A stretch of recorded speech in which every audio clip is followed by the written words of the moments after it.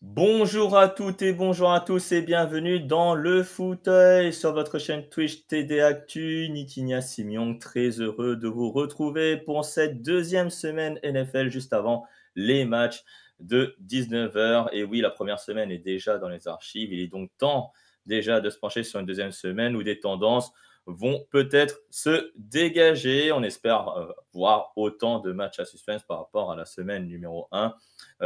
Voilà, je remercie Loki Taod qui vient de s'abonner à TD Actu, 3e mois d'abonnement. Déjà un abonné, donc justement, ça fait plaisir. Voilà, donc pour cette deuxième semaine du fauteuil, je rappelle effectivement que voilà, on a un programme très chargé, qu'on est là jusqu'à 19h. Donc il y aura beaucoup de choses, notamment le débrief du match entre les Miami Dolphins et les Buffalo Bills. On va parler également des pronostics des trophées individuels de la saison. On va parler également des paris en ligne avec notre partenaire de paris en ligne, Unibet, qui sponsorise également cette émission de TD Actu que vous voyez juste là au-dessus. Et puis également les pronos de la semaine numéro 2 avec la présentation de ces matchs et le quiz également avec des cadeaux à gagner en fin d'émission. Je vous salue donc à toutes et à tous. Donc Julien Brossillon et hello, Guigui Twig également, hello Scorgneux, bonjour. Donc bienvenue à toutes et à tous pour cette émission. Hello Zaroro, hello Niba également pour ce. Alors là, je reçois un retour un peu bizarre. Donc on va juste stopper voilà le truc. Donc voilà, donc tous les liens effectivement des podcasts et des réseaux sociaux sont aussi sur le chat du fauteuil. Donc n'hésitez pas également à cliquer dessus pour suivre l'actualité de la NFL. Juste voilà, une fois j'ai un retour un peu bizarre.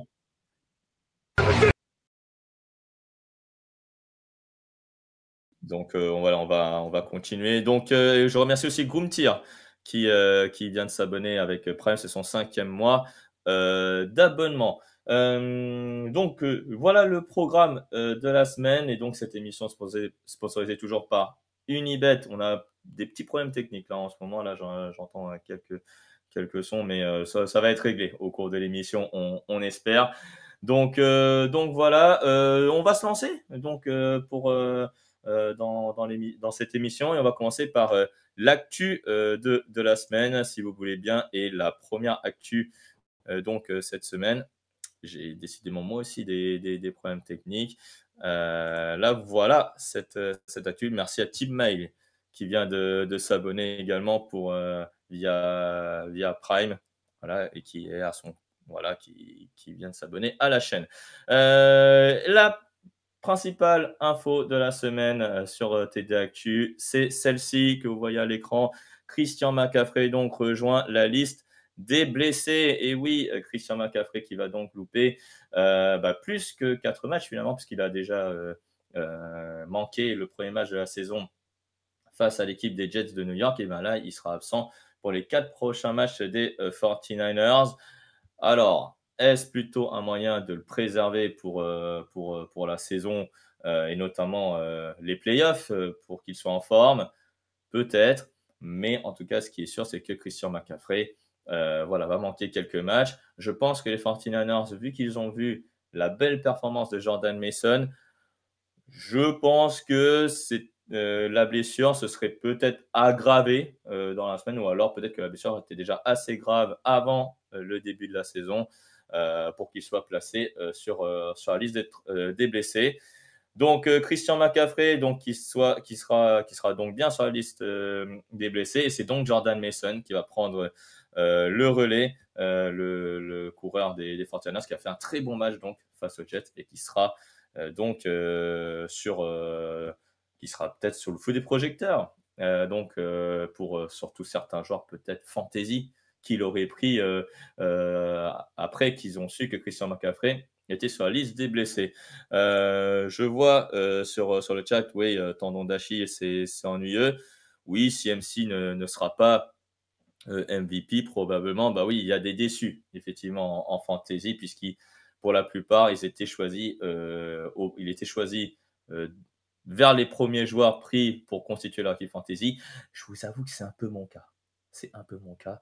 Donc ouais, on a, il y a effectivement, quelques répercussions, on va dire, si, pour à la suite de cette blessure de Christian McCaffrey. Que faire si tu l'as dans ta ligue, tu le gardes? À voir, à voir. Si s'il est absent juste pour, 6 semaines, on va dire, tu peux encore le garder. On va dire, tu le mets sur la liste des blessés, puis ensuite, tu mets un autre coureur à sa place. Tu vas perdre peut-être quelques matchs, dans la saison régulière, mais voilà, si tu as pas d'autres coureurs, voilà, je te suggère effectivement de peut-être de passer à autre chose, mais ne le mets pas, voilà, sur la liste des joueurs disponibles pour tes adversaires parce que sinon, bah, tu vas être un peu à court peut-être de coureurs. Donc voilà pour l'actualité sur Christian McCaffrey. Autre actualité également, c'est le jour de match, pardon, excusez-moi, avec donc cet article, le jour de match fait par l'excellent Marc Orfila. Hollywood Brown, donc, qui va manquer toute la saison régulière. Alors, ça ne veut pas dire qu'il est forfait pour toute la saison, parce que les Kansas City Chiefs ont de grandes chances d'aller en playoff. Et donc, bah, les Chiefs devraient manquer toute la saison régulière. Et donc, bah, on va voir probablement bah, des joueurs se révéler comme Xavier Worthy, comme Rashee Rice également. Oliver Brown qui est quand même arrivé à l'intersaison. Il est arrivé pour 1 an. C'est un peu dommage de ne pas le voir en saison régulière. Voilà, donc à voir s'il sera disponible pour les playoffs, mais voilà, c'est une opération qui fait tâche, hein. Voilà, il a mal à l'épaule, donc ça risque de prendre du temps. Peut-être qu'il sera disponible voilà, pour la fin de la saison, mais il sera juste peut-être d'abord, en train de faire quelques petits entraînements. Mais après, je pense que les Chiefs le préserveront pour les playoffs et il va peut-être, donc être plus performant, dans ce cadre-là, plutôt qu'en saison régulière où là, il y a déjà des receveurs, qui peuvent vraiment faire le travail pour Patrick Mahomes. On va parler de Tua Tagovailoa justement lors du débrief entre les Miami Dolphins et les Buffalo Bills. Quelques petites blessures également avec Russell Wilson qui ne devrait pas jouer face à l'équipe des Broncos de Denver. C'est dommage parce qu'il aurait pu affronter son ancienne équipe. Ça devrait être Justin Fields normalement, le titulaire. Parmi les joueurs qui devraient manquer quelques matchs, il y a également Jordan Love, le quarterback des Packers. Alors officiellement, il n'est pas encore sur la liste des blessés et officiellement, il n'est pas encore forfait. Donc à voir voilà, comment prendre cette nouvelle. Mais normalement, il ne devrait pas jouer. Il ne devrait pas jouer, vu, la blessure qu'il a subie.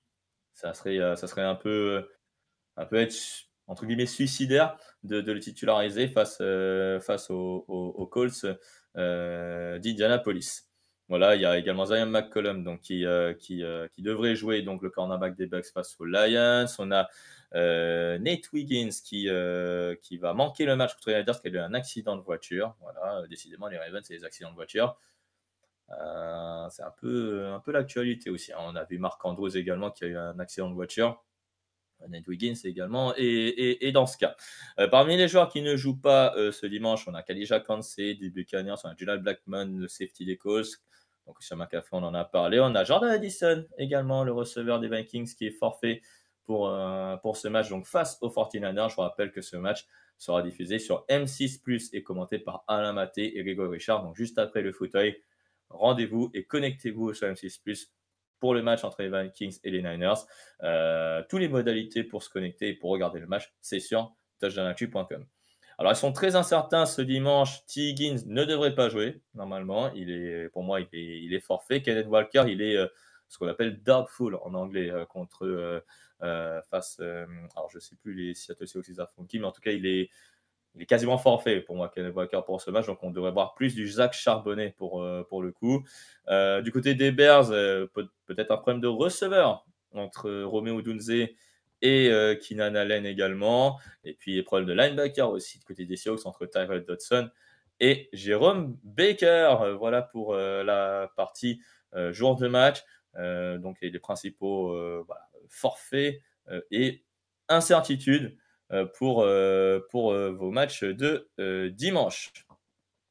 Voilà donc pour l'actualité.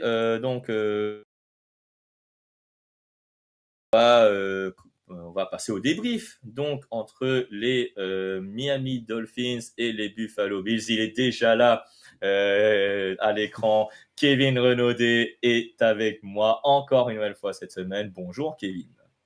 Salut Nitinia et salut tout le monde. Salut Kevin. Donc, comment ça va? Bah écoute, ça va bien, on est parti pour une deuxième semaine qui s'annonce aussi belle et aussi rythmée que la première. Ouais, on espère effectivement. Et oui, Mathieu Delas, je le dis, il y a déjà beaucoup de joueurs blessés en semaine numéro 1. Je fais un petit tour sur le chat, Kevin, avant de commencer à débriefer. Il y a également, ouais, c'est vraiment la cata pour les running backs, notamment du côté du côté des 49ers, mais aussi du côté des Seahawks, voilà, qu'on a vu que Kenneth Walker et Christian McCaffrey ne devraient pas jouer. Alors Kevin, on revient donc sur ce match entre les Miami Dolphins et les Buffalo Bills. C'était au Hard Rock Stadium. Alors je vais afficher le match qui était résumé sur Touchdown Actu par Jean-Michel, si je le retrouve. Je n'ai pas forcément retrouvé, mais le voilà. Hop.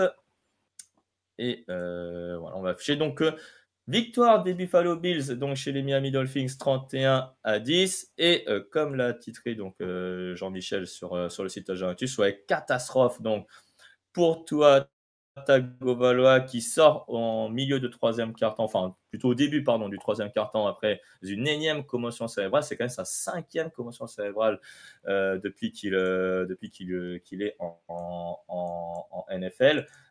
Kevin, Kevin, Tua Tagovailoa, première question déjà assez simple.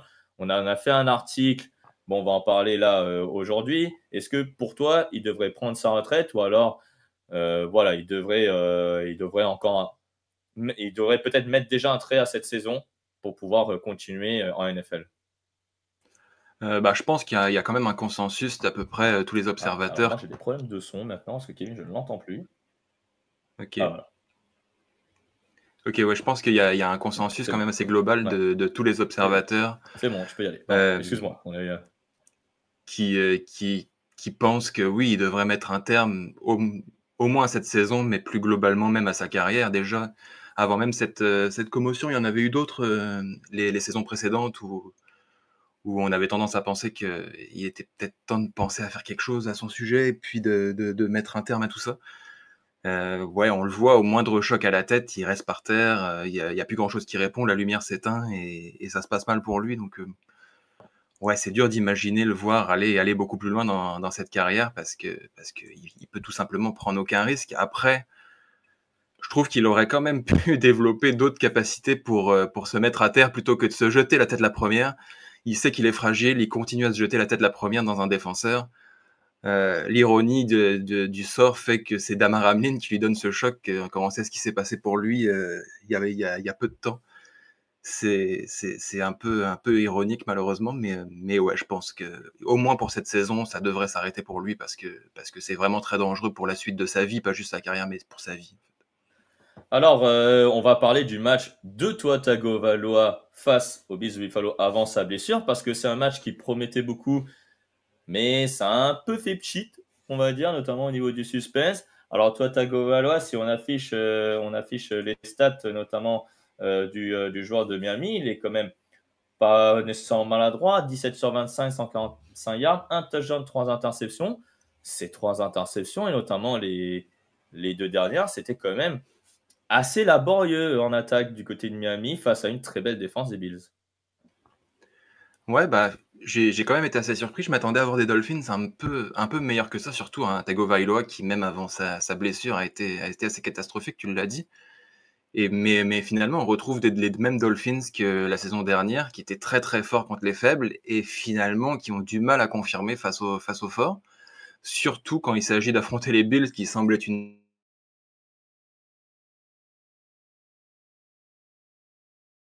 3 interceptions, dont 2 vraiment horribles. C'est compliqué et c'est tout simplement impossible de gagner un match. Bon, après, quand il sort, de toute façon, ça met un point final à toute chance avec la rentrée de Skylar Thompson. Mais même avant ça, ça semblait très compliqué pour les Dolphins. Ouais. Ouais, surtout que là, on a vu beaucoup du Devon Achane, 22 courses, 96 yards, un touchdown et 7 réceptions, 69 yards. Donc c'est quand même le meilleur receveur et le meilleur coureur de son équipe. Comme tu l'as dit, l'attaque, c'est la force de Miami, mais si l'attaque ne brille pas, clairement, la défense ne peut pas tout faire. Donc est-ce que on peut...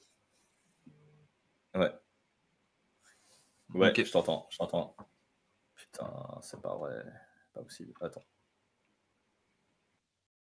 tu me dis quand? C'est pas possible ça. C'est moi ou pas encore? C'est moi?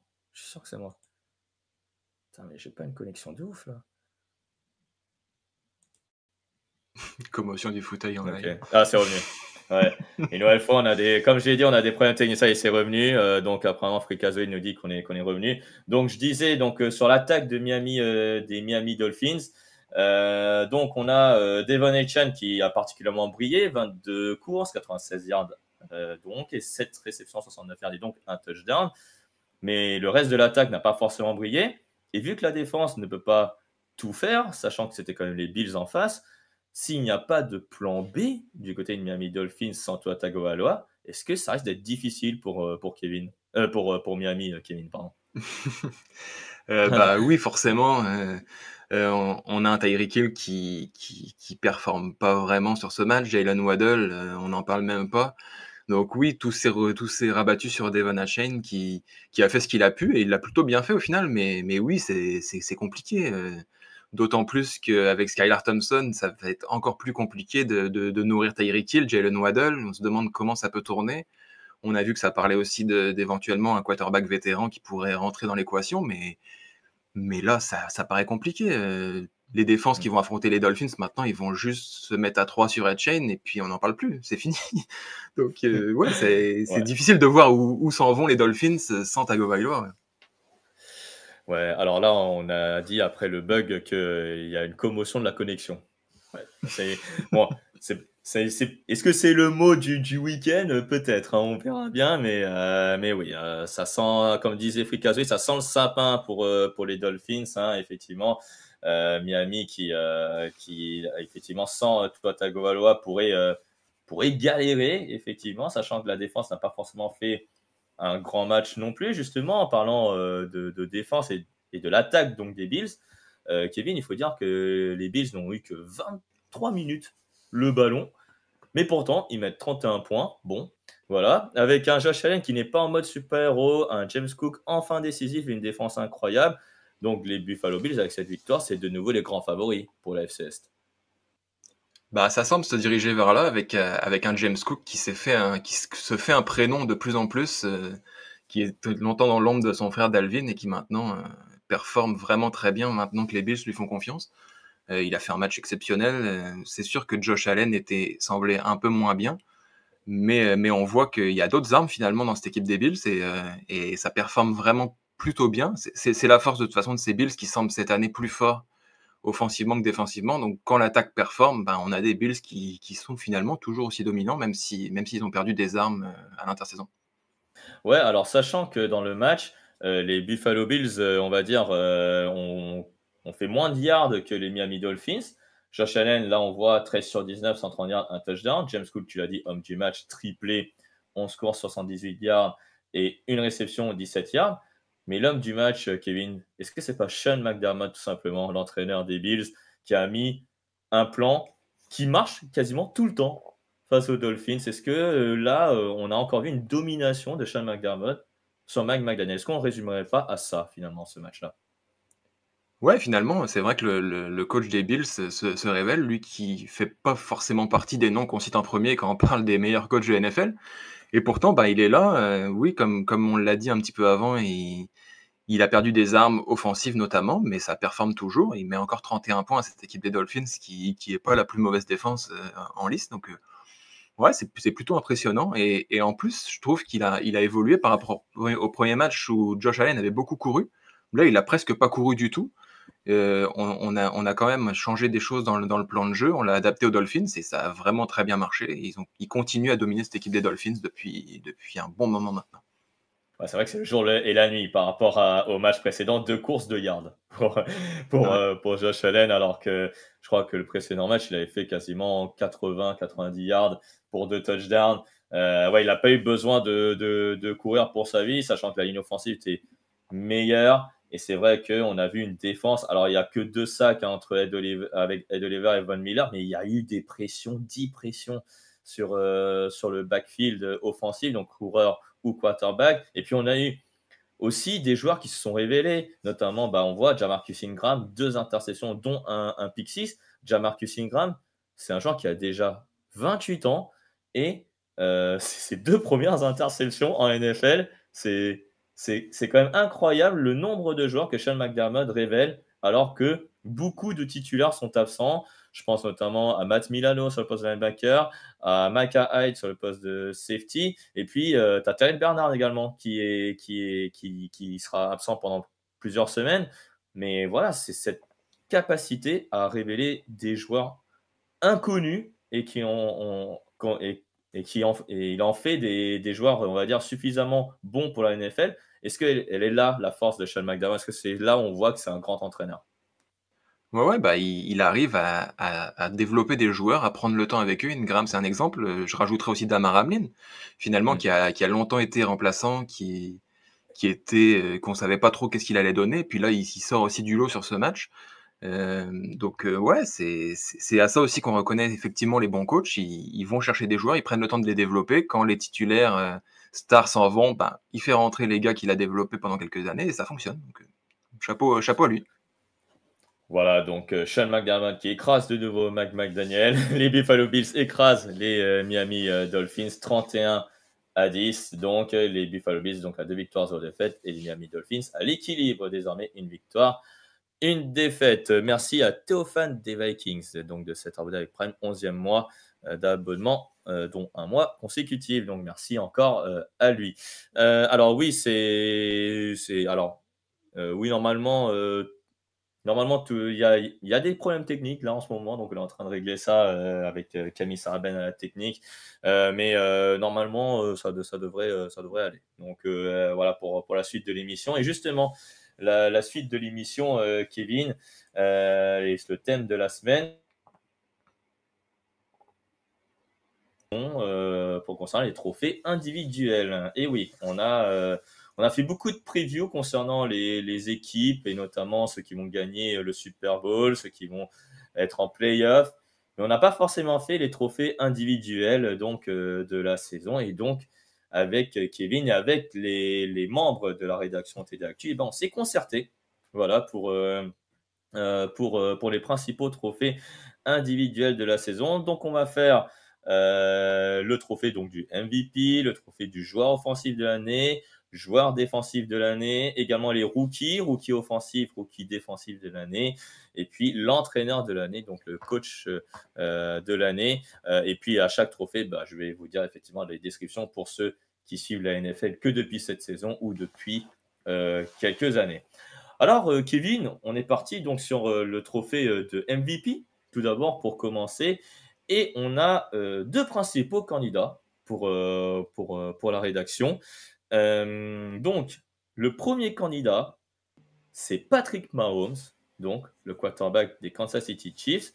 Patrick Mahomes, est-ce une évidence? Oui, bah, quand on parle de meilleurs joueurs de la NFL, d'un top 2, top 3, Patrick Mahomes revient toujours et jamais en 2 ni en 3 bizarrement. Donc oui, c'est toujours le grand favori quand on commence une saison pour être MVP.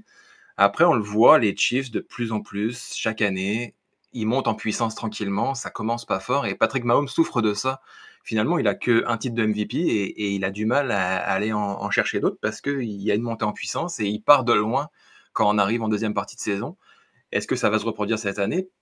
Possiblement, surtout quand on a vu le premier match où il a fait un bon match sans être extraordinaire non plus, à voir ce que lui a envie de faire. C'est sûr que s'il veut garnir aussi ce palmarès individuel de saison, ben, il va commencer à être temps d'en réaliser. C'est parce que lui, il veut pas juste être une fois ou deux MVP. Son but, c'est de prendre le plus de records possible.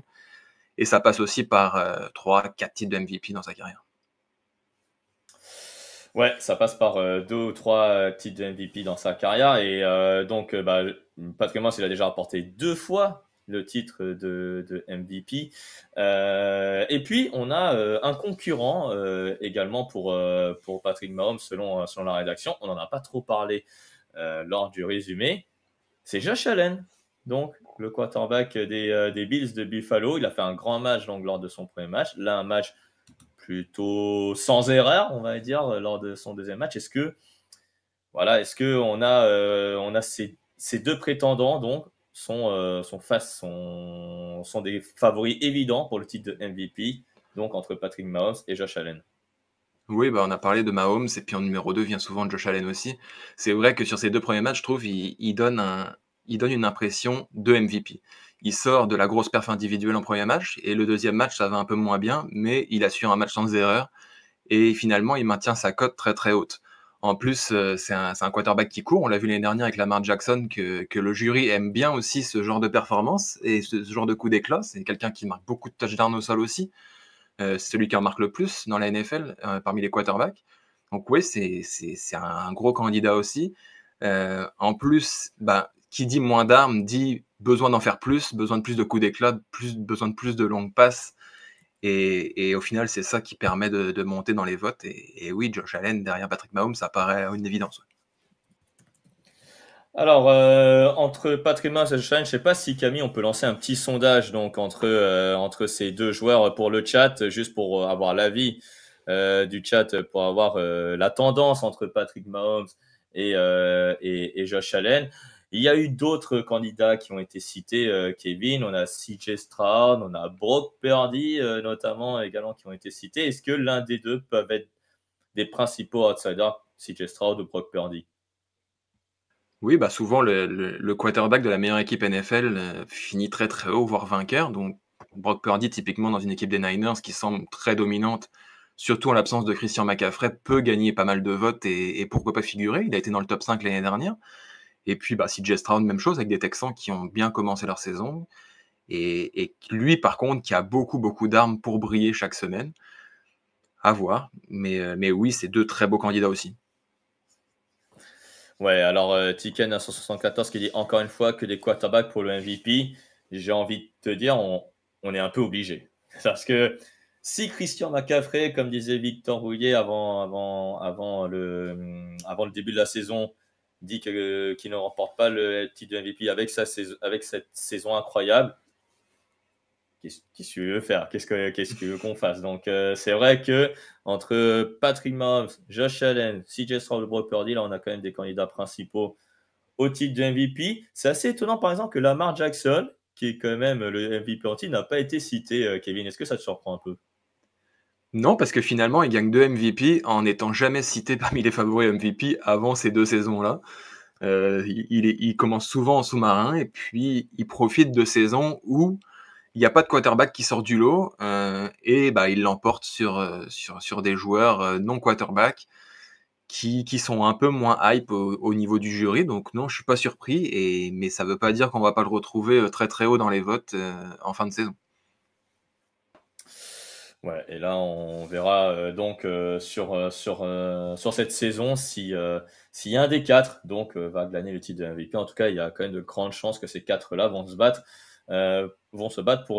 pour ce fameux titre prestigieux de manière individuelle. Pour le titre de joueur offensif de l'année, on a clairement aussi des candidats. On a deux candidats principaux qui se détachent, Kevin.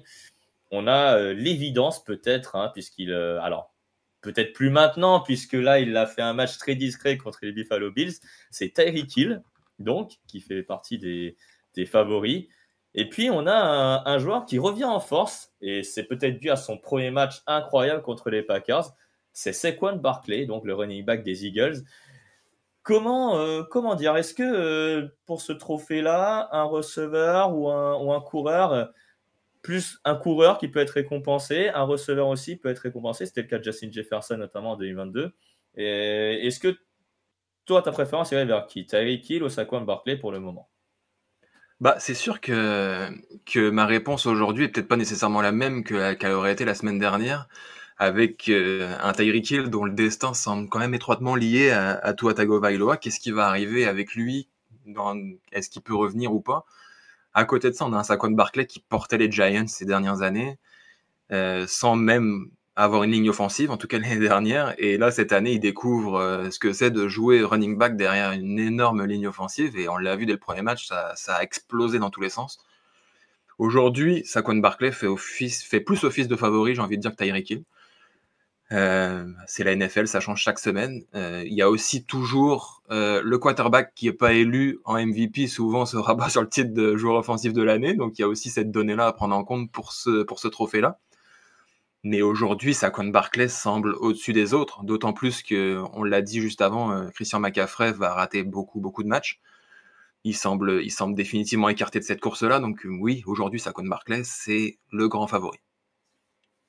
Justement, tu l'as mentionné, quand il y a pas, quand il y a deux quarterbacks, on va dire, qui se détachent dans la saison, donc il y a eu effectivement des votes pour Patrick Mahomes ou Josh Allen pour le titre de MVP. On a eu aussi des quarterbacks qui ont été élus joueur offensif de l'année également. C'est CJ Stroud notamment qui est aussi mentionné.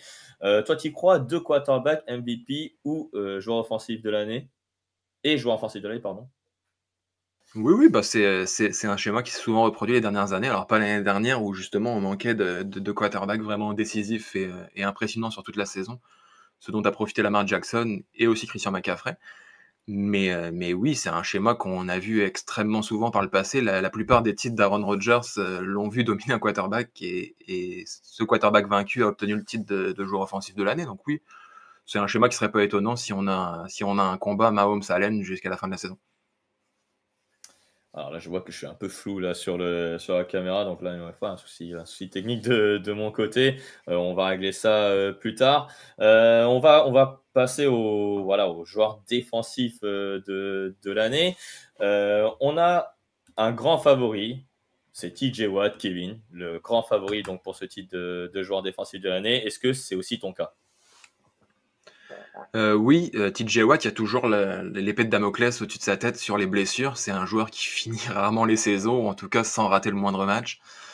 Mais oui, c'est la star des Steelers. On pouvait se demander ce que ça allait donner avec l'arrivée de Patrick Quinn notamment. Est-ce qu'il allait toujours autant briller? Et oui, il brille toujours autant. Il a réalisé un premier match de très grande classe. Alors pas des stats extraordinaires, il est capable d'en faire encore plus. Mais on dirait, depuis les dernières années, qu'il maintient les Steelers à flot à lui tout seul en défense. On retrouve un peu ce que faisait son frère J.J. Watt avec les Texans, où il n'était pas passé loin non plus d'un titre de MVP il y a quelques années. Et lui est assez incroyable. S'il reste en bonne santé et qu'il reste au niveau qu'il a l'habitude de nous donner depuis plusieurs années, je vois pas grand monde pour le concurrencer, même s'il y a de très grands noms, on va y revenir. Ouais, et l'autre grand nom justement qui pourrait concurrencer TJ Watt, Kevin, c'est Micah Parsons, donc le defensive end des Dallas Cowboys. Micah Parsons, depuis quelques saisons, il est très fort. Il est le leader de cette équipe des Cowboys. Mais pourtant, il n'a jamais gagné ce trophée. Est-ce que c'est la bonne année pour lui, donc pour l'emporter? Ouais, bah, c'est un joueur qui a commencé très, très fort en tant que rookie et qui arrive à augmenter son niveau de jeu chaque saison. On va voir si ça se confirme, mais sur le premier match, il a été vraiment impressionnant face à des Browns, pas facile à prendre et hem et ouais, Micah Parsons, c'est très, très, très costaud. C'est peut-être aujourd'hui, oui, le nom qui se rapproche le plus de TJ Watt pour aller le concurrencer. Il a aussi de la place dans cette défense des Cowboys, en tout cas sur cette ligne défensive, c'est lui le leader et c'est lui qui a les opportunités de scorer. On sait que les stats comptent beaucoup aussi pour ce trophée, notamment les sacs pour les defensive ends Et ouais, Micah Ouais, Parsons, justement. c'est fort. Justement, à propos de ce trophée-là, joueur défensif de l'année, on mise beaucoup sur le nombre de sacs. On a beaucoup vu des pass rushers hein, être récompensés ces derniers temps. TJ Watt est catégorisé linebacker, mais c'est plus un vrai pass rusher, un outside linebacker. Mais on n'a pas vu des purs linebackers, des purs middle linebackers ou alors des cornerbacks être récompensés dernièrement. Qui vois-tu comme non pass rusher être en course pour un éventuel trophée de joueur défensif de l'année?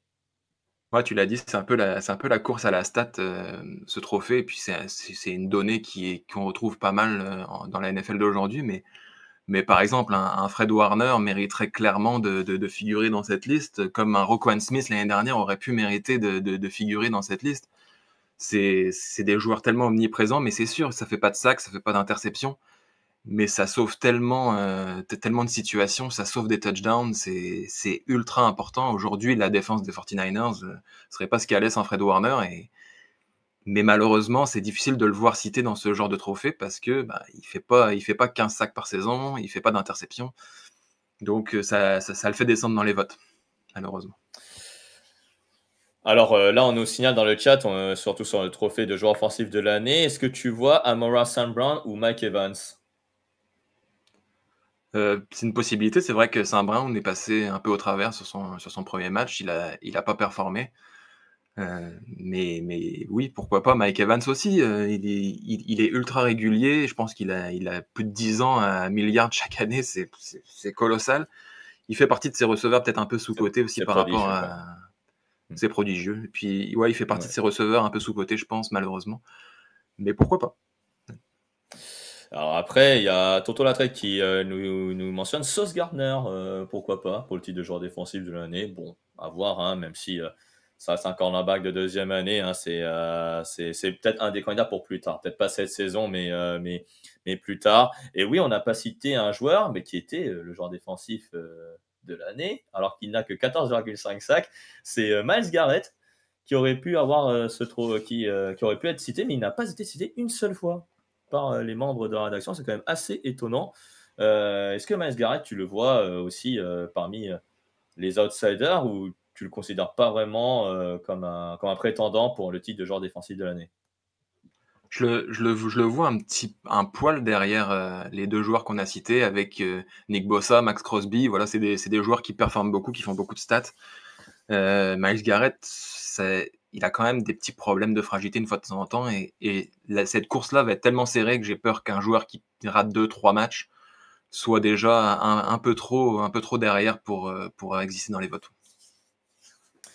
Voilà, donc Myles Garrett pas du tout cité, mais pourtant joueur défensif de l'année l'an dernier. Donc à voir si il se rattrape, surtout que les Browns défensivement, voilà, c'était un petit peu compliqué en fin de saison dernière, mais aussi là lors de ce début de saison. On va passer au rookie Kevin et notamment le rookie offensif de l'année. Alors là, il y a eu un peu de tout.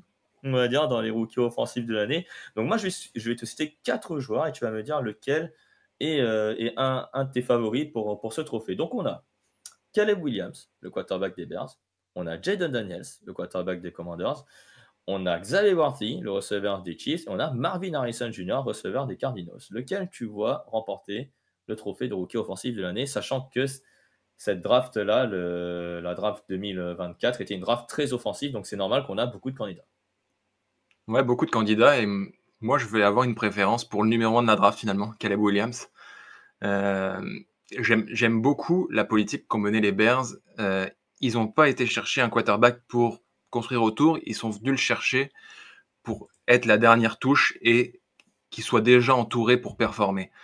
Donc ça, c'est quelque chose que j'apprécie et il est directement dans les bonnes conditions finalement pour performer. Il a tout ce qu'il faut. Que moi, je le vois bien. C'est sûr que son premier match, c'est pas le match le plus convaincant qu'on puisse voir chez un quarterback rookie. Mais il a tout ce qu'il faut pour briller et j'ai tendance à croire qu'il peut monter en puissance dans cette saison.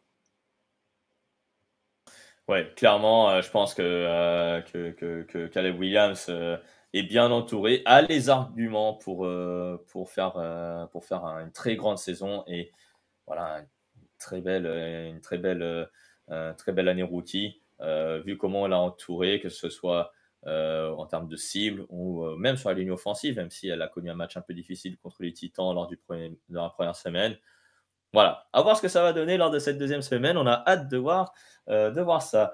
Par contre, pour le rookie défensif de l'année, là, on a une tendance qui se dégage, Kevin. On a un duel même entre Jared Verse, donc pass rusher des Rams de Los Angeles, et Dallas Turner, pass rusher de l'équipe des Vikings du Minnesota. Alors, Kevin, lequel a ta préférence? Je vois beaucoup de monde plébisciter Dallas Turner, mais moi je suis plus team Jared Verse. Je trouve qu'il vient combler le départ d'Aaron Donald dans un certain sens, et j'ai l'impression que les Rams vont pouvoir finalement garder le même schéma défensif, intégrer Jared Verse là-dedans et lui demander. Bon, évidemment, il fera pas du Aaron Donald à 100%, c'est un rookie, mais je pense il est dans un système qui peut lui permettre de performer. Et puis on l'a vu dès le premier match, il a déjà fait son premier sac, il est déjà lancé dans une bonne dynamique. Je le vois bien là-dedans. Ouais, clairement, l'ancien de Florida State donc est l'un des favoris pour ce trophée. Le premier défenseur pourtant à être appelé, c'était Byron Murphy, le defensive tackle des Seattle Seahawks. On a Quinion Mitchell également qui a été mentionné. Est-ce que, voilà, malgré sa très belle performance face aux Packers, que tu le vois quand même se mêler à ce titre de rookie défensif de l'année? Euh, je le vois quand même en dessous des deux joueurs qu'on a donnés. Mais son premier match est vraiment encourageant. Ça va être une question de confirmation sur les prochaines semaines, s'il est capable de s'intégrer à ce vote et à devenir prétendant plus durable. Mais c'est un choix intéressant aussi. Ouais. Donc, je répète, hein, pour les rookies, donc rookie offensif de l'année pour nous, Caleb Williams, et pourquoi pas Dallas Turner, donc pour le rookie défensif de l'année, ou Jared Verse, à voir si ces deux joueurs seront parmi les favoris pour ce type de rookie défensif de l'année. Et enfin, on va terminer, Kevin, ces trophées par les entraîneurs, donc les entraîneurs principaux et les candidats. Donc, on a pour ce trophée, on a un favori qui se dégage. Il ne l'a pas eu l'an dernier, alors qu'il faisait partie des prétendants. L'an dernier, c'était Kevin Stefanski qui l'a gagné, donc l'entraîneur des Browns de Cleveland. Ça pourrait surprendre, mais tout de même, il a réussi une saison à 11 victoires, 6 défaites avec Joe Flacco. On a donc le grand favori qu'on voit à l'image de Meko Ryans. Est-ce que pour toi aussi, c'est l'un des favoris? Oui, bah forcément, il a une très grosse équipe. C'est un coach qui monte en puissance. Très jeune coach d'ailleurs. C'est sa deuxième saison seulement en tant que head coach. Et on se demandait qu'est-ce que ça allait pouvoir donner avec les Texans au départ. Et lui qui arrive dans une équipe qui semblait un peu décimée. Et puis il enchaîne deux belles drafts, des belles campagnes de recrutement. Et puis il a complètement retourné le destin de cette franchise. Aujourd'hui, c'est une franchise gagnante. C'est une des premières franchises qu'on cite pour aller au bout. Donc évidemment, si c'est une équipe qu'on voit en finale de conférence au Super Bowl, bah, il fait partie des grands favoris. Mais il va falloir performer parce que les attentes sont hautes. Il n'aura pas un destin à la Brian Daboll ou une belle saison qui on va en playoff et ça y est, on est tout de suite parmi les favoris. Non, il va falloir que les Texans aillent très très loin pour que lui ait un destin de coach de l'année. Alors après, les membres de la rédaction TD Actu ont cité beaucoup de noms. Alors je ne vais pas tous les nommer évidemment, hein, mais pour toi, Kevin, qui pourrait être son principal concurrent de Meko Ryan si jamais le coach de Houston est favori, qui pourrait vraiment le concurrencer? Bah, dans le même type d'équipes très fortes qui peuvent aller loin, Kyle Shanahan est toujours un candidat. On a du Andy Reid aussi dans le même cas. Donc ouais, ça c'est les coachs à qui on pense tout de suite parce que c'est les meilleures équipes de la NFL tout simplement. Ouais, et Andy Reid d'ailleurs, parmi les membres de la nation, qui n'a même pas été cité une seule fois. On a surtout vu citer du Dan Campbell notamment, l'entraîneur des Lions. On a aussi du Mike McDonald. On a le coach des Seattle Seahawks qui vient d'arriver. On a aussi du Jim Harbaugh, l'entraîneur des Chargers. Est-ce que tu crois à Jim Harbaugh, entraîneur de l'année avec les Chargers? Ah ouais, Jim Harbaugh, j'y crois vraiment. Finalement, il réalise un beau premier match dans une équipe des Chargers qui semblait un peu faiblard. C'est intéressant et puis je trouve que pour l'image de la NFL, un Jim Harbaugh, c'est toujours sympa.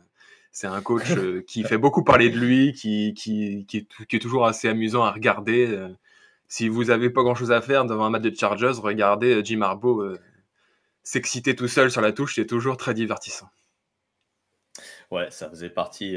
C'était pas cité parmi les équipes à suivre en 2024, mais bon, vu qu'on a vu son style, suivez les Chargers, voilà. Et Chargers France d'ailleurs qui avait mis dans le chat à un moment, ouais, qui disait que Joe Holt pourrait être cité parmi les rookies offensifs de l'année, mais c'est vrai qu'on regarde beaucoup les statistiques lorsqu'il s'agit de récompenser les joueurs offensifs de l'année. Et malgré son super premier match face à Max Crosby, à voir s'il pourrait être cité parmi les meilleurs rookies et peut-être, pourquoi pas, être parmi les équipes types de l'année.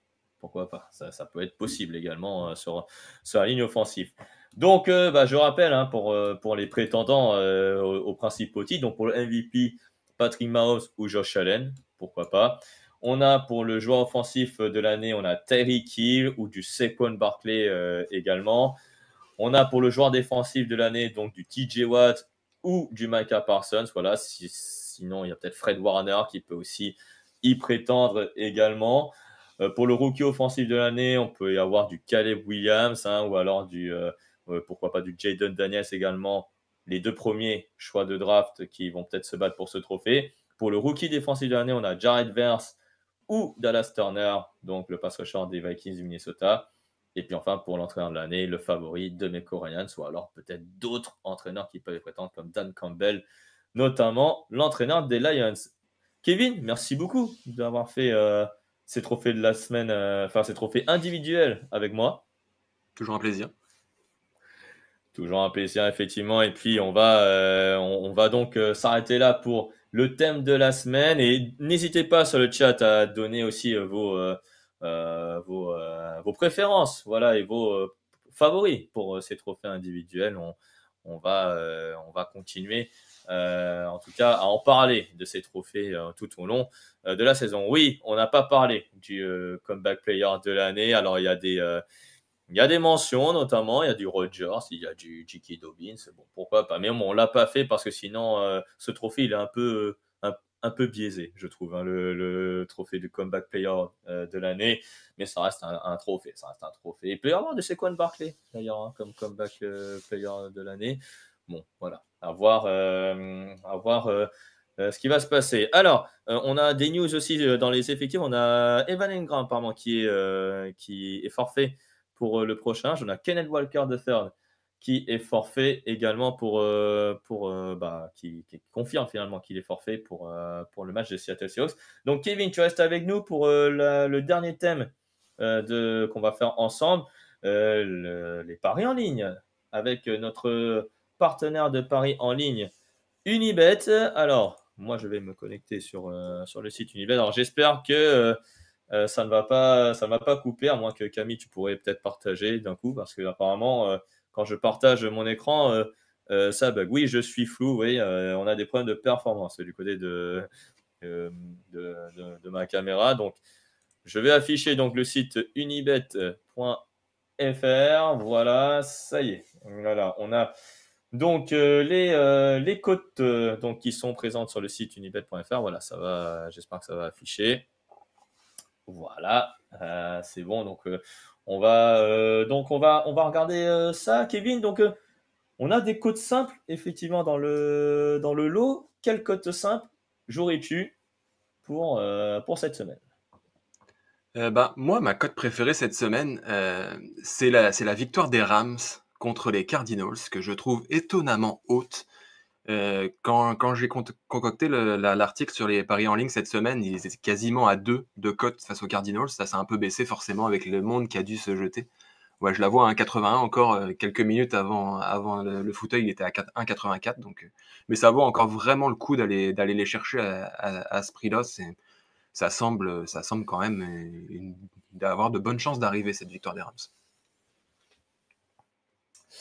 Ok, bah oui, les Rams peut-être hautes puisque la ligne offensive n'est peut-être pas n'est peut-être absente hein, clairement pour Matthew Stafford et puis Pukanakua également qui est absent pour ce match-là. Donc c'est pour ça qu'elle est peut-être assez haute. Et puis les Cardinals, c'est quand même une belle équipe maintenant aujourd'hui. Ils ont quand même tenu tête aux Bills de Buffalo. Ils vont peut-être confirmer. Autre cote simple, alors je sais pas si on fait le combiné d'un coup. Donc clairement, ouais, on va le faire. Donc le combiné tout de suite avec donc une autre cote simple. Qu'est-ce que tu vois comme qu'est-ce que tu mises encore pour cette semaine? Un peu dans le même genre, je vois les Commanders quand même dominer les Giants. La cote est vraiment belle aussi, avec des Giants 1,63. qui ont paru totalement hors du coup la semaine dernière. Voilà, les Commanders, c'est pas non plus la meilleure équipe de la NFL, mais ça paraît quand même suffisamment solide pour être un bon plan à ce prix-là, en tout cas. Ok, donc les Washington Commanders. Et quelle autre cote dois-je miser pour faire un joli combiné? Eh ben écoute, cette semaine, j'ai pris les Seahawks, que je trouve aussi assez haut. Alors les Patriots ont un regain de hype avec ce qu'ils ont fait face aux Bengals la semaine dernière, mais bon, je les vois quand même redescendre sur terre et la cote des Seahawks est plutôt intéressante à 1,52. C'est vrai qu'ils n'auront pas Kenneth Walker cette semaine, mais bon, Zach Charbonnet est quand même un magnifique plan de remplacement, que je les vois quand même être plutôt performants dans ce match. Ouais, 1,53. Alors là, t'as dit 1,50. Là, il y a 1,53, je vois sur mon écran. Elle a peut-être augmenté parce que Kenneth Oh, Walker ouais, vient ça a de peut-être un peu déclarer changé forfait. hein, entre le moment Ouais, où je l'ai voilà, noté et puis. c'est ça. Donc, on va noter les Seattle Seahawks. Et donc, voilà, on a aussi une cote YOLO aussi. Quel est ton pari un peu surprenant que tu pourrais mettre pour cette semaine? Eh ben, écoute, j'aime beaucoup la cote des Browns contre les Jaguars, que je trouve intéressante. Les Browns sont plutôt une équipe solide, les Jaguars aussi, mais n'ont pas forcément montré de choses incroyables face aux Dolphins. Donc, ouais, les Browns, c'est intéressant, avec un petit sursaut d'orgueil, pourquoi pas de Deshaun Watson, qui pourrait enfin montrer des choses intéressantes. Donc, les Cleveland Browns, donc la cote. Donc, si on fait ces 4 paris et si on mise 5 euros, on peut gagner potentiellement 54 euros, 62. Voilà, donc ça peut être. Ouais, c'est assez intéressant. Donc, la cote là, enfin, le montant qu'on pourrait gagner avec ces 4 vainqueurs. Donc, des matchs qu'on a sélectionnés. Kevin, on va aussi aller sur un match en particulier pour les marqueurs de touchdown. On va donc aller du côté du match de M6+, entre les Minnesota Vikings et les San Francisco 49ers. Je rappelle que ce match est juste après le fauteuil avec les commentaires de Alain Mattei et de Grégory Richard. Alors, on mise sur qui m'a marqué un touchdown? Parce que là, je vois Deebo Samuel à 1,95. Est-ce que tu mises sur lui ou tu mises sur un autre joueur? Effectivement, côté 49ers, la cote de Jordan Mason est un peu faible, donc je suis parti sur Deebo Samuel qui est très, très utilisé, en l'absence de McCaffrey et puis avec un Brandon Ayuk qui a du mal à revenir après ses fortes négociations pendant l'été. Donc, Deebo Samuel, je l'ai trouvé intéressant à 1,95. Il a déjà marqué au premier match en plus, donc c'est plutôt intéressant. En deuxième, j'ai été plutôt côté Vikings. L'année dernière, le 49ers Vikings avait vu un Jordan Addison énormément briller. Donc, sachant qu'il n'est pas là, j'ai été sur Justin Jefferson, qui a vraiment une très belle cote à 2,20. C'est un très bon plan Ah pour oui. un des meilleurs joueurs de la NFL. Et puis, Jordan Mason étant un peu faible, j'ai été un petit peu plus bas et 2 touchdowns ou plus de Jordan Mason à 4,10. Je trouve ça vraiment très intéressant. Alors, Euh, ouais, c'était ici. vraiment Ouais. juste en dessous de moi. Ok. Ouais, c'est ça. Ouais, ouais, c'est bon. J'ai Je trouvé vois. Il est juste là. vraiment très, très Ouais. intéressante parce qu'il aura pas vraiment de concurrence chez les Niners, au moment de finir des actions dans les 5 yards adverses, donc pourquoi pas 2 touchdowns de Jordan Mason cette semaine? Ouais, donc toi, tu vois Jordan Mason marqué 2 touchdowns en plus, Justin Jefferson marqué, également Deebo Samuel. Voilà, avec donc MyBet, donc de Unibet, si on mise 5 euros dessus, on gagne potentiellement 108 euros. Ouais, c'est pas trop mal hein, comme type de pari. Hein. Moi, je crois que je vais faire ça, tiens. Voilà, avec MyBet, donc de notre partenaire de paris en ligne. Unibet, je rappelle, Minnesota Vikings, San Francisco 49ers, avec Alain Mattei et Grégory Richard sur M6+, toutes les modalités pour se connecter et voir le match gratuitement. C'est sur le site www.tageanatu.com mais aussi sur le site de M6+, voilà la plateforme de streaming M6+, donc pour regarder ce match entre les Vikings et les 49ers. Voilà, donc une autre cote peut-être, ou sinon où tu avais fini. C'est tout ce que je m'étais noté cette semaine. Ok, et ben ça Ouais, marche. désolé. Kevin, merci. Ouais. Non, il n'y a pas de souci. Non, non, je rigole. C'était juste pour voir s'il y avait peut-être un autre jeu, peut-être un Aaron Jones, tiens, de 25. Tiens, je vais voir si je changerais entre Justin Jefferson et Ça peut être un bon plan, Aaron Jones. Bon, effectivement. Kevin, ouais, ça peut être aussi un bon plan. Kevin, merci beaucoup d'avoir été à mes côtés. Toujours un plaisir hein, de parier de parier avec toi, donc via notre partenaire de paris en ligne, Unibet. Je rappelle hein, que parier, attention, est très dangereux, donc n'oubliez pas de consulter si vous sentez que vous perdez le contrôle. Kevin, on se retrouve peut-être la semaine prochaine, pour les paris en ligne, c'est sûr. Ouais. Mais peut-être la semaine prochaine aussi pour le thème et pour peut-être un autre débrief avec toi. Merci d'avoir été à mes côtés pour ce Foot Day cette semaine. Merci, c'était un peu chaotique, en tout cas techniquement, parce que là, on me voit encore un peu flou sur l'écran. C'est des choses qui Mais ouais, arrivent. on va corriger ça pour les prochaines semaines. C'est des choses qui arrivent. Merci, ouais, Kevin. Merci à toi. Je sais pas si tu fais un résumé de match ce week-end. Non, je pense pas. Hein. Non, pas ce Pas de week-end. résumé. Tu fais déjà Non. pas ce week-end. Ouais, je fais déjà des articles Mm. paris en ligne. C'est déjà pas trop mal. N'oubliez pas de consulter les articles paris en ligne de Kevin Renaudet et également les articles course au MVP où tu mets en Exact. valeur Baker Mayfield, notamment cette semaine. Pour ce trophée, n'hésitez pas à suivre cet article qui est publié toute la semaine. Il me semble que c'est le jeudi de la C'est semaine ça, c'est le jeudi ou que c'est le ça, mercredi, exact. je Et sais puis plus. les paris Unibet le Le, vendredi. Exactement. Donc voilà, n'hésitez pas à suivre donc sur le site douedoué.touchdownactu.com. Merci beaucoup, Kevin. À bientôt. Merci à toi, Nitini, à bientôt. On va continuer, nous, et on va quitter Kevin. Moi, je vais arrêter le un peu flou là. Voilà, ça y est. Donc là, on me retrouve. Normalement, alors si je règle la caméra, parce que là, je vais régler la caméra, je vais voir si ça fonctionne un peu mieux. On va voir si ça fonctionne un peu mieux, parce que là, j'ai des problèmes de performance. Je crois que c'est lié à mon PC. Voilà, c'est un peu mieux. Voilà, donc là, on va passer désormais au pronostic donc de la semaine. Alors attendez, je suis un peu haut. Voilà, je vais régler. Voilà, les pronostics de la semaine. Alors avec donc vous l'avez entendu peut-être lors de la review de Raoul. Et Victor, donc Grégory et Raphaël en tête devant donc Raoul et Victor, Lucas et Alain juste derrière, et puis Lucas et moi-même qui sont avant-dernier, puis Jean-Michel qui ferme la marche avec 8 points. Donc la semaine numéro 2 et la présentation donc des matchs donc de cette semaine. Camille, c'est du 1. Voilà, ça y est, c'est fait. Donc Dolphins contre Bills, donc victoire des Bills de Buffalo. Alors il y a beaucoup de favoris et beaucoup d'outsiders dans cette semaine numéro 2. Il faut l'avouer. Donc, tout d'abord, le match entre les Cowboys, Dallas Cowboys et les New Orleans Saints. Donc, tous les matchs que je vais citer, c'est à 19h que ça débute. Et pour rappel, il y a 10 matchs à 19h cette semaine. Donc, c'est une grosse semaine. Donc, il faudra être vraiment très vigilant dessus. Donc, les Cowboys contre les Saints. Donc, la majorité voit une victoire des Cowboys. Ils ne voient pas la confirmation de la belle victoire des Saints face aux Panthers. Bon, est-ce que c'est un peu faire une insulte aux Panthers? Voilà, à voir. Mais en tout cas, les Cowboys largement favoris pour toute la rédaction.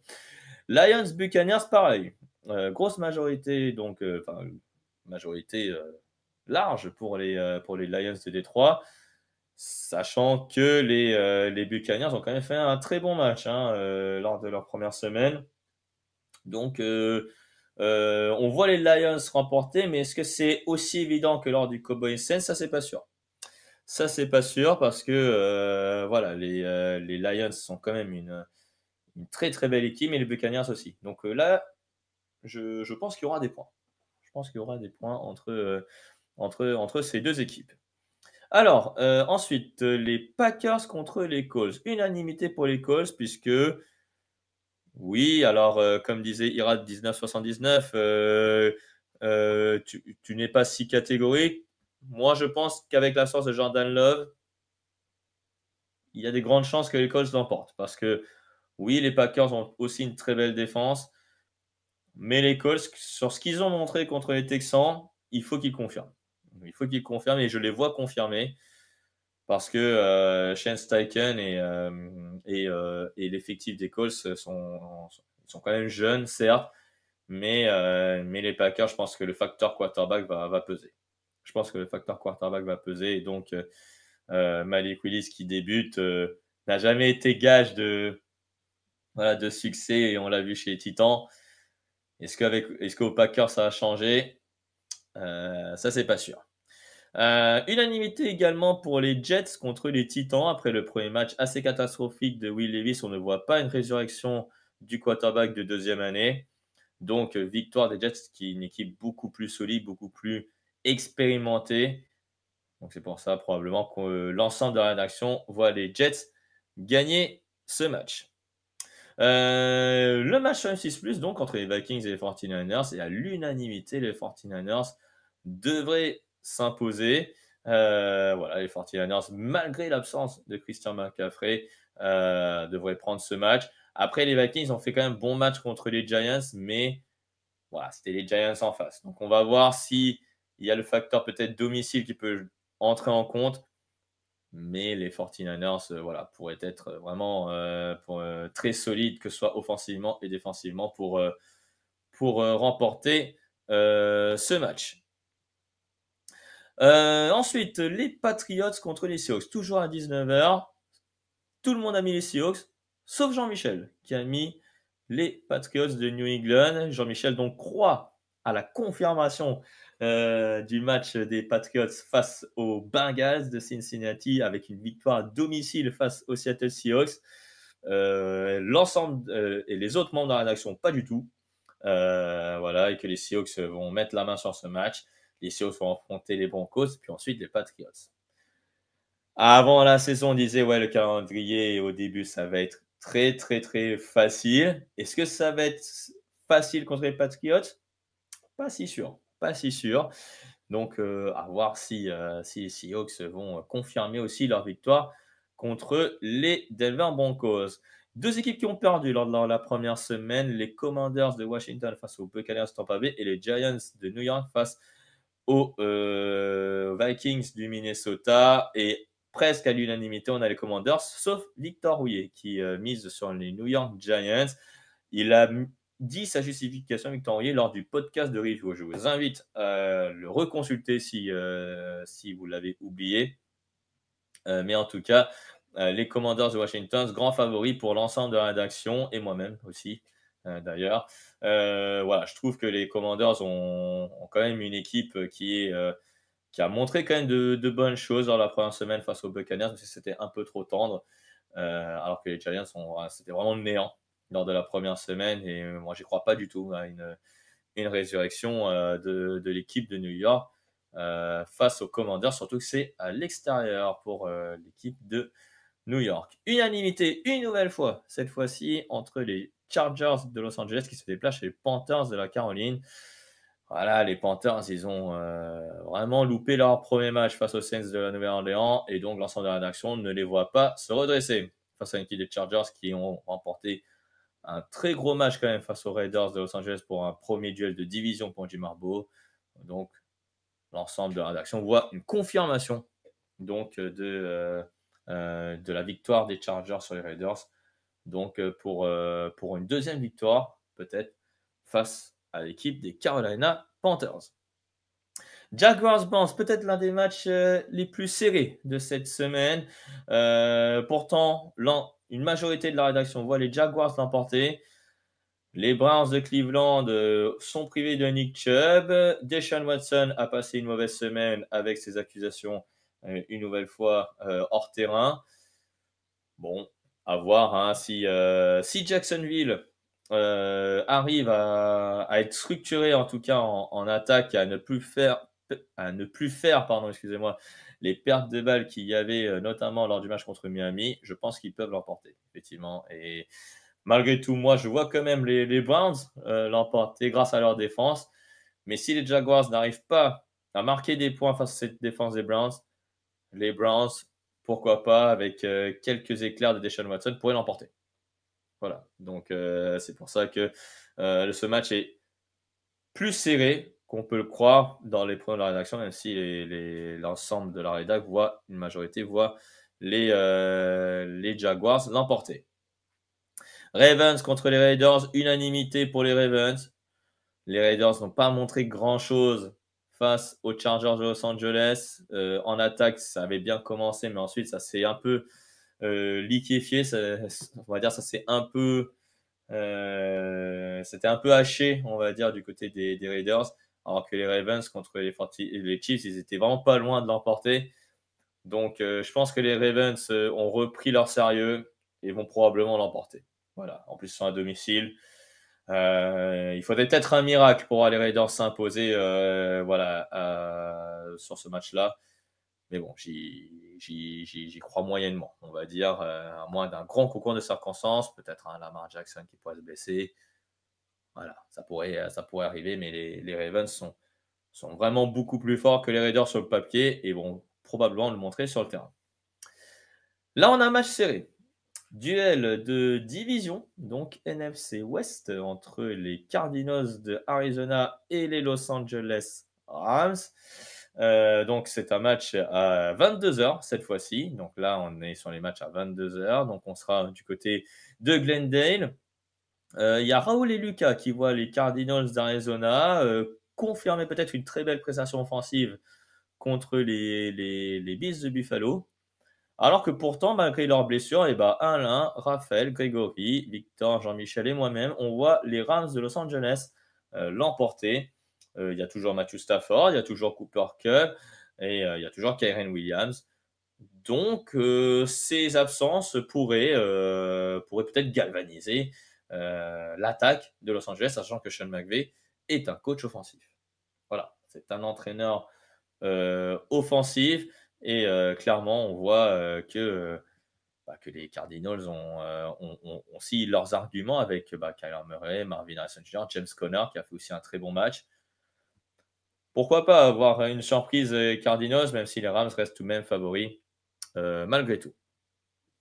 Ensuite, toujours à 22h, Broncos contre Steelers. Les Broncos, une défaite donc avec Bonix. Les Steelers, une victoire un peu à la Steelers, on va dire, grâce au coup de pied de Chris Boswell. Est-ce que ça va être encore le cas cette semaine? Peut-être, parce que les Broncos ont tout de même une attaque new look, comme on dit, mais ça n'a pas forcément été flamboyant pour certaines séquences. Donc la majorité voit les Steelers, sauf Raoul et Jean-Michel, qui voient les Broncos, avec pourquoi pas un grand match de Bonix pour sa deuxième apparition en NFL. Donc à voir, est-ce que Sean Payton va prendre le dessus sur Mike Tomlin, deux grands coachs aussi face à face. Ça aussi, c'est à voir également. Et puis enfin, l'un des chocs de cette semaine numéro 2, et là, il y a une unanimité entre les Chiefs et les Bengals de Cincinnati. Tout le monde voit les Chiefs l'emporter.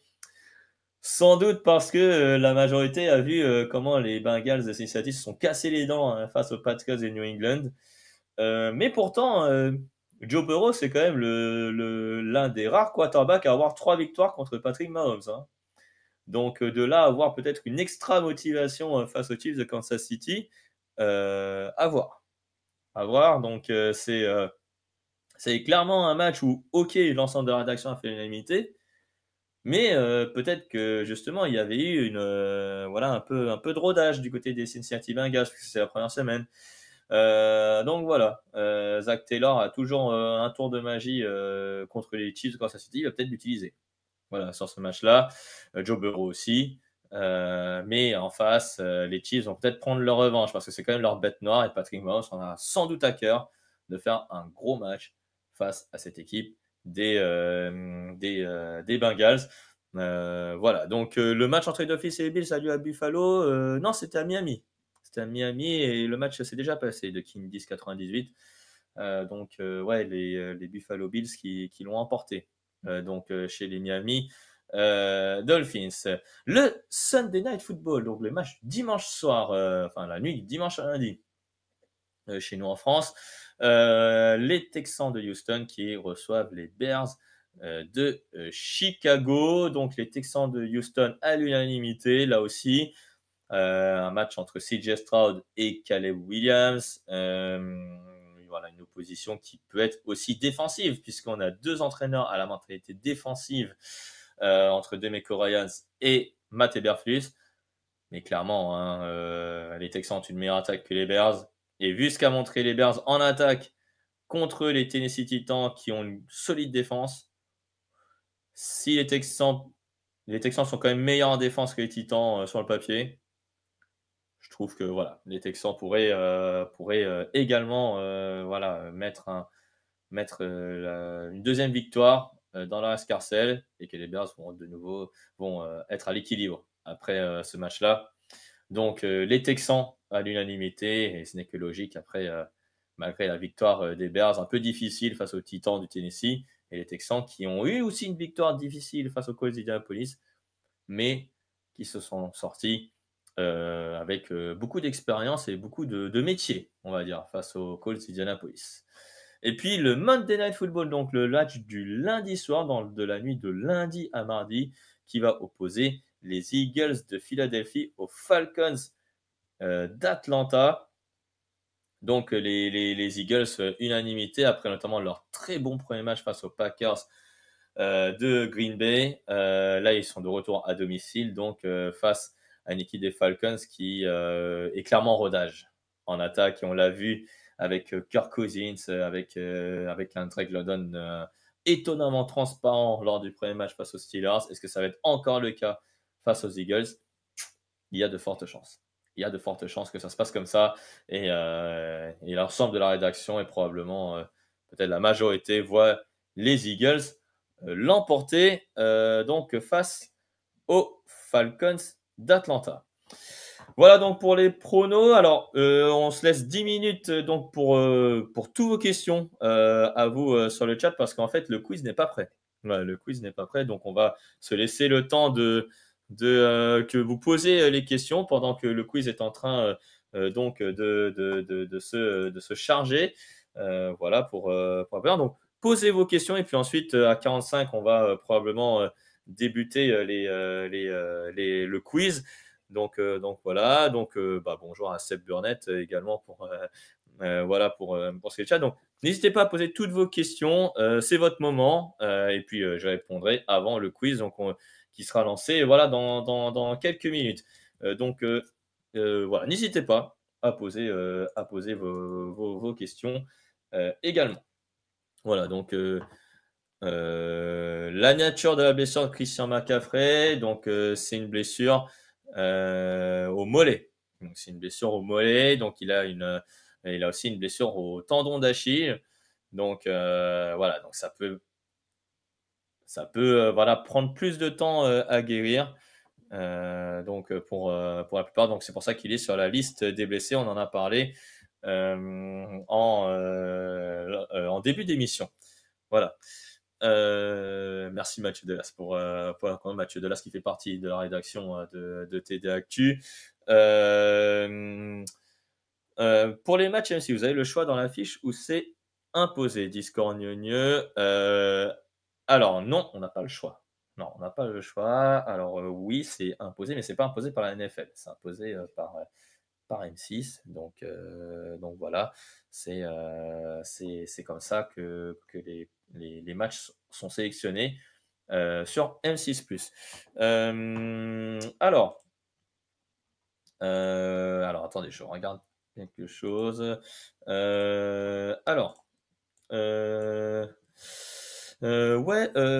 Donc, oui, pardon. Nietzsche, alors Fly Raiders, Nietzsche, tu préfères avoir une grosse défense, mais en quarterback, tu as Gardner Minshew, une défense bottom 5 et Josh Allen en quarterback. Voilà, une question un peu difficile. Je préfère quand même avoir Josh Allen comme quarterback. Je préfère avoir Josh Allen. Donc voilà, donc c'est quand même un joueur incroyable, Josh Allen. Et donc, pardon, désolé, j'ai tapé dans le micro. Et donc, oui, je préfère avoir Josh Allen quand même comme quarterback. Penses-tu que Tagovailoa doit être arrêté? Alors, je vous invite à consulter le replay parce qu'on a parlé de Tua Tagovailoa un peu. Je vous invite aussi à consulter l'article de Raoul sur Tua Tagovailoa. Donc, oui. Alors, moi, personnellement, si vous voulez mon opinion, je pense qu'il doit arrêter pour cette saison. Après, est-ce qu'il doit renoncer à sa carrière? Je ne pense pas. Il y a trop d'argent en jeu. Il a signé un gros contrat. Je pense que, par exemple, les supporters de Miami vont être un peu lésés. Voilà, clairement. Et je pense que ça peut être assez fou. Alors, je regarde parce que j'ai un petit problème pour le chargement du quiz. Donc, je regarde si c'est prêt. Attendez 2 minutes. Voilà, donc je regarde si c'est prêt. Alors, attendez. Hop, voilà, je suis en train de charger quelques trucs. Hop, hop. Voilà. Alors, je regarde les autres. N'hésitez pas à poser des questions hein, encore sur le chat parce que le quiz n'est pas encore prêt. Ça risque d'être un peu long à charger. On verra si j'aurai le temps juste avant la fin de l'émission. J'espère avoir le temps de le charger, le quiz, avant la fin de l'émission. Voilà. Donc, hop. Voilà. Donc là, on a les questions qui sont prêtes. Camille, est-ce que 3 questions, ça irait pour. Parce que là, je charge pas les Comme tu 5. veux. Comme Est-ce que tu trois veux. questions pourraient suffire? Ouais, 3 questions pourraient suffire. Donc voilà, donc il y aura 3 questions seulement parce que les 5, j'arrive pas à les charger pour cette édition du fauteuil. Encore, on s'en excuse. Alors, est-ce que Justin Fields ne serait pas la meilleure solution que Russell Wilson finalement? Pourquoi pas? Après 2 semaines de saison régulière, si Justin Fields convainc, pourquoi pas? Russell Wilson n'a pas forcément été en meilleure forme physique que Justin Fields. Peut-être que Mike Tomlin va privilégier la solution forme du moment, forme physique du moment, que la forme, on va dire, de l'expérience, par exemple. Parce que Justin Fields est plus jeune, beaucoup plus avide de jouer des matchs que Russell Wilson en ce moment. Donc voilà, Fields peut-être a des problèmes de lecture, des problèmes de lancer, mais au moins il peut courir. Donc c'est déjà ça. Donc voilà. Toujours, il y aura des associations pour ma fantasy cette semaine, Robinson ou Mixon. Alors Robinson, c'est lequel? Ah oui, c'est parce que là, je vois pas de qui tu. Alors, ah oui. Donc, Joe Mixon. Joe Mixon, clairement. Joe Mixon pour le trophée pour la fantasy.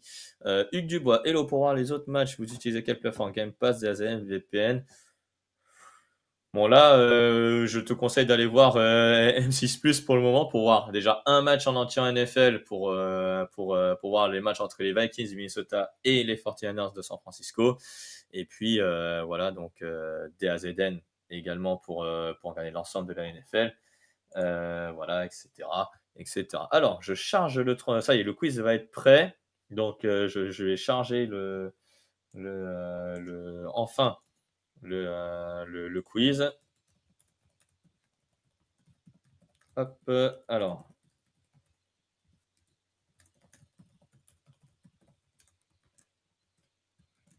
Hop, attendez 2 minutes. Là, je suis en train. Hop. Donc, malheureusement, il n'y aura que 3 questions car les 2 dernières n'arrivent pas à se charger. Donc, on va donc faire le quiz. Donc, avec seulement 3 quiz, mais bon, au moins, il y aura des cadeaux pour celui qui arrive en premier. Donc, Marie 12 Skylar Murray ou Jaden Daniels. Si c'est pour la fantasy, je mettrai Kyler Murray.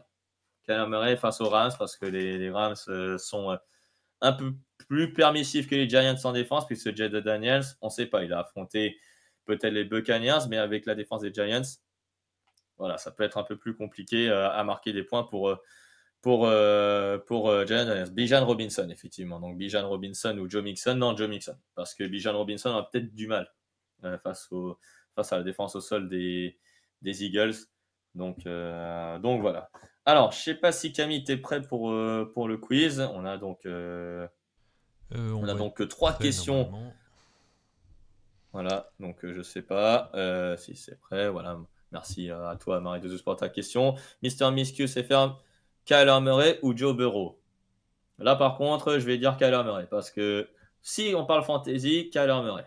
Si on parle effectivement quarterback que j'aimerais prendre pour le championnat, je mettrais Joe Burrow, évidemment. Mais pour la fantasy, Kyler Murray, car il court, il lance des touchdowns. Donc voilà. Donc la semaine 2 du fauteuil, je répète, on va passer le chat en émoticône. Donc, je répète pour le quiz qu'on a 6 mauvaises réponses, il y a des points négatifs. Il faut répondre rapidement pour avoir le maximum de points possible. Donc, le quiz va concerner évidemment les trophées individuels de la saison dernière. Notamment, c'est pour ça qu'il y a 3 questions qui sont chargées, pas les 2 autres questions. Je ne sais pas ce qui s'est passé. Voilà, donc ça y est, on a passé le chat en mode émoticône et je ne sais pas. Camille. Alors, pareil, si vous voulez vous inscrire sur le chat, il me semble, Camille, c'est téléphone, il faut appuyer sur le quiz kit, c'est bien ça. Donc appuyer sur le quiz kit Ça doit afficher, sur téléphone, le ça doit téléphone. afficher en haut du chat, je crois. Voilà, exactement. Et puis sur le PC, voilà, c'est le PC où il faut appuyer sur quiz kit. Voilà, il faut appuyer sur quiz kit. Et puis surtout, ayez un pseudo pour en jouer, puisque sinon, on ne pourra pas vous donner vos cadeaux. On pourra pas vous retrouver. Parce que on ne pourra pas vous retrouver, effectivement, me dit Camille. Donc, ça risque d'être compliqué. Merci à Silkoun de s'être abonné avec Prime donc sur la chaîne Twitch TD Actu. Camille, on est prêt pour la première question? Eh ben, comme il y a 3 questions, n'hésitez pas à répondre rapidement parce que c'est pas très compliqué, mais il y a 3 questions, donc faut aller. C'est pas très compliqué. Voilà, faut aller très très vite, c'est Première pas très question, compliqué. Tu peux y aller. Donc, première question, la voici. Qui est le MVP de la saison régulière l'an dernier? Christian McCaffrey, Lamar Jackson, Josh Allen ou Patrick Mahomes? Ça a été mentionné il y a beaucoup de questions sur la saison régulière, notamment liées au trophée individuel. Donc, il n'y a rien de très surprenant.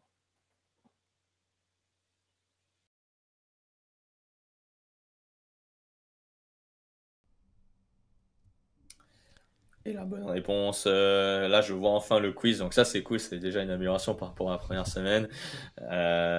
Donc la réponse, tu peux la dévoiler Camille, la réponse, Lamar Jackson, et oui, donc il y a... Donc il y a eu des erreurs, non, 52 quand même. Lamar Jackson et pas Patrick Mahomes, comme on a cité, ni Christian McCaffrey qui aurait dû, selon moi, avoir le titre de MVP de la saison régulière et donc pas Josh Allen qui n'a jamais remporté ce trophée. Deuxième question, Camille. Donc, attention, il faut aller très rapidement. On y va.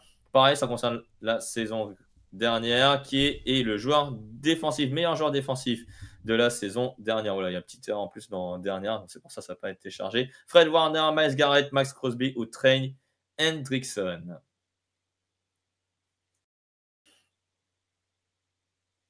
Donc, Fred Warner, Myles Garrett, Max Crosby ou Trey Hendrickson.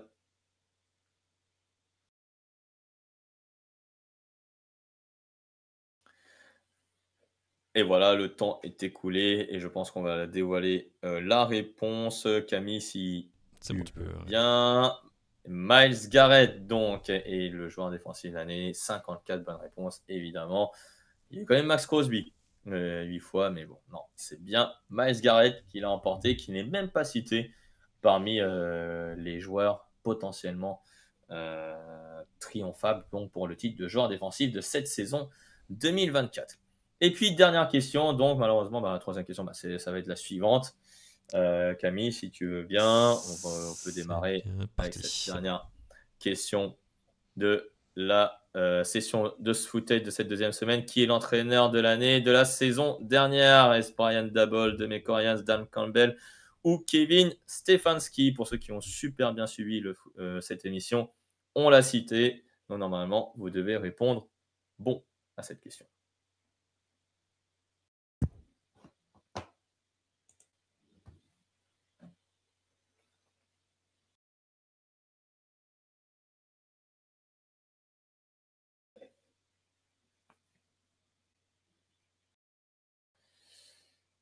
Et la réponse donc à cette question, donc Kevin Stefanski, et oui, coach de l'année. Et là, il y a eu des pièges, et oui, c'est pas Dan Campbell qui a été élu entrant de l'année dernière, c'est Kevin Stefanski qui a été élu. Et donc, qui a gagné ce mini quiz donc de 3 questions? Encore Guigui Twig qui l'emporte devant Droid 214 et Pasquito 89. Ça se joue Ça a à été, 40 points sur 58 000.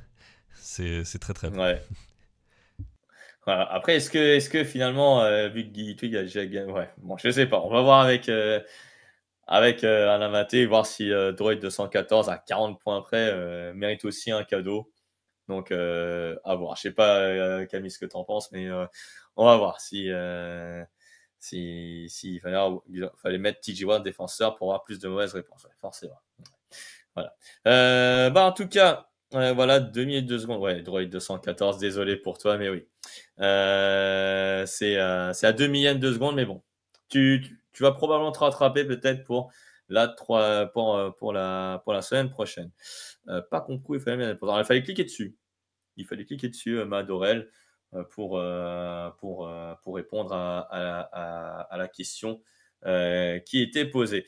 Il nous reste 5 minutes, donc si vous avez encore des questions sur la NFL, sur l'actualité de Touchdown Actu, vous pouvez les poser. Je me ferai une joie de vous répondre. Mais en tout cas, pour moi, pour clôturer pour cette deuxième semaine, en tout cas, je vous remercie encore d'être très nombreux à me suivre, en tout cas, sur le fauteuil. C'était quoi les questions 4? Il n'y avait pas de questions 4 et 5 Pasqualito, malheureusement. Il n'y avait que 3 questions. On n'a pas forcément chargé toutes les questions. Il y avait des questions notamment sur l'histoire, notamment et les joueurs offensifs de l'année, notamment de l'histoire. Ça n'a pas chargé malheureusement. Alors, Gus Horizon, ta hype de l'année, Niki.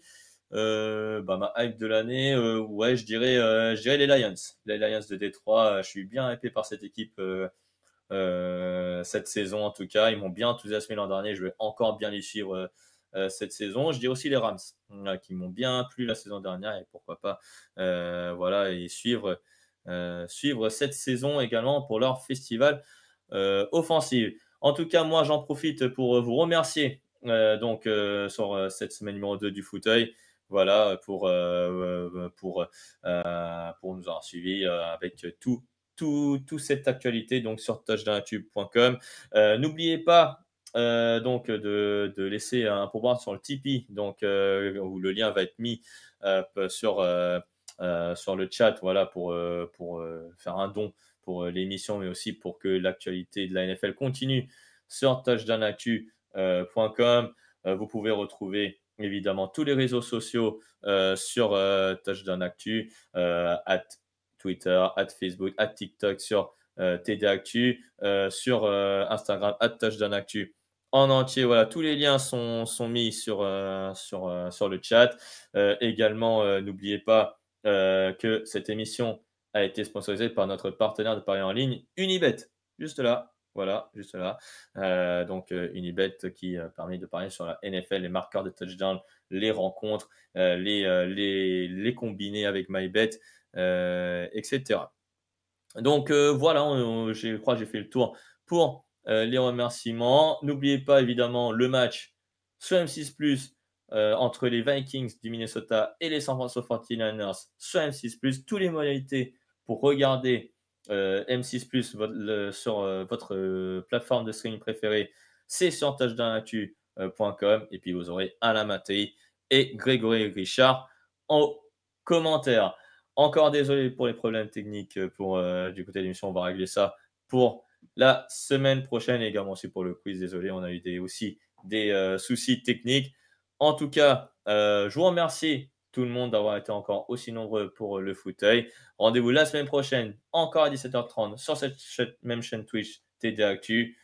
À bientôt. Salut!